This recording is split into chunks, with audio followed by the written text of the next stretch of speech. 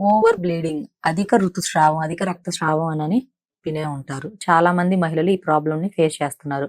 So అసలు ఈ problem చూసుకుంటే మనం ఎందుకు వస్తుంది అని అంటే, ఫస్ట్ ఆఫ్ ఆల్ చాలా మందికి హార్మోనల్ డిస్టర్బెన్సెస్ అనేవి ఎక్కువగా ఉన్నాయండి లేడీస్ లో. ఎక్కువగా ఏంటంటే ఇప్పుడు ఉన్న ఈ జనరేషన్స్ లో మనకి ప్రతి ఒక్క మినిమం చూసుకుంటే 100 లో 60-70% ఉమెన్స్ ఈ ప్రాబ్లమ్ ని ఫేస్ చేస్తున్నారు, ఈ ఓవర్ బ్లీడింగ్ ప్రాబ్లం అనేది. ఎందుకు అని అంటే ఫస్ట్ వీళ్ళు స్ట్రెస్ ఎక్కువగా అవ్వడం ఇదొకటి, అండ్ తీసుకునే ఫుడ్స్ కరెక్ట్ గా లేకపోవడం, అండ్ వీళ్ళకి అదర్ గర్భాశయ సమస్యలు ఉండడం. సో వీటి వల్ల ఈ ప్రాబ్లం వచ్చే ఛాన్స్ అనేది ఉండింది.